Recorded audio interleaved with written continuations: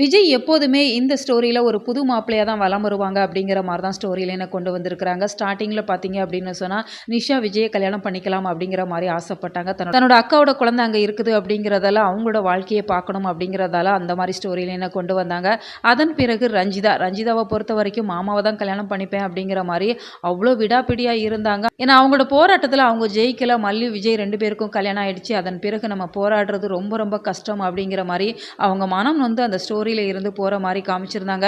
அதோட விஜய் மல்லிய வாழ விடுவாங்க அப்படின்னு சொல்லி பார்த்தா, சுடர் அப்படிங்கிற ஒரு கதாபாத்திரத்த உள்ள கொண்டு வந்தாங்க. விஜய் எனக்கு தான் சொந்தம் அப்படிங்கிற மாரி அவங்க கொஞ்ச நாள் போராடி பார்த்தாங்க. சரி இனிமையாவது விஜய் மல்லி 2 பேரையும் சேர்த்து வைப்பாங்க அப்படின்னு சொல்லி பார்த்தா, இப்போ ஒரு புதிய கேரக்டர கொண்டு வர இருக்கிறாங்க. ராஜிய பொறுத்தவரைக்கும் கனடாவுல இருந்து வந்தேன் அப்படிங்கிற மாரி சொல்லுவாங்க. அவங்களுக்கு ஒரு ஹஸ்பண்ட் இருக்கிறாங்க அப்படிங்கிறது இப்போ வரைக்கும் நம்ம எல்லாருக்குமே தெரிய தான் செய்யும். ஆனா அவங்களுக்கு ஒரு பொண்ணு இருக்கிறாங்க அப்படிங்கிற விஷயத்த இப்போ வரைக்குமே அவங்க ஸ்டோரியில வெளிப்படுத்தல. ஆனா அவங்களுக்கு ஒரு பொண்ணு இருக்கிறாங்க. அவங்களோட பெயர் அனன்யா. கல்யாண வயசுல இருக்கிறாங்க. அவங்களுக்கு கல்யாணம் பண்ணணும் அப்படிங்கிற மாரி தான் இப்போ விஜய் அவங்க மாமா கிட்ட கால் பண்ணி பேசிட்டு இருக்கிறாங்க. அவங்க மாமாவுமே இன்னும் 2, 3 நாள்ல நாங்க சென்னைக்கு வந்துருவோம் அப்படிங்கிற மாரி சொல்றாங்க.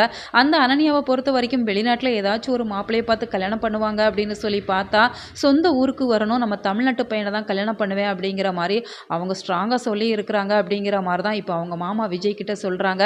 தமிழ்நாட்டு பையன் அப்படின்னு சொன்னாலே நமக்கு ஓரளவு நல்லாவே தெரிஞ்சிருது.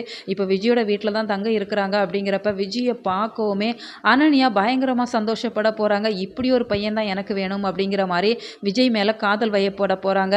அவங்களுக்கு ஆல்ரெடி 2 முறை கல்யாணம் நடந்திருக்குது. 10 வயசுல ஒரு குழந்தை இருக்கிறாங்க அப்படிங்கிறது தெரிஞ்சுமே அவங்கள காதல் வயப்படுறது பார்க்கறதுக்கே ரொம்ப ரொம்ப கஷ்டமா தான் இருக்கு. இதெல்லாம் வச்சு பார்க்குறப்ப மல்லியோட வாழ்க்கை என்ன ஆகும்? மல்லி மேல விஜய் கோபத்த காமிக்கிறாங்க. மல்லியோட வயித்துல வளர்ற அந்த குழந்தைக்கு என்ன பதில் அப்படிங்கிறத அப்கமிங் ஸ்டோரி லைன்ல ரொம்பவே பரபரப்பா காமிக்க இருக்கிறாங்க. ஸோ அதெல்லாம் நம்ம வெயிட் பண்ணி தான் பார்க்கணும். உங்களோட கருத்துக்களை மறக்காம கமெண்ட் பாக்ஸ்ல சொல்லுங்க. மேலும் இது போன்ற வீடியோக்களுக்கு நம்ம சேனலை சப்ஸ்கிரைப் பண்ணுங்க.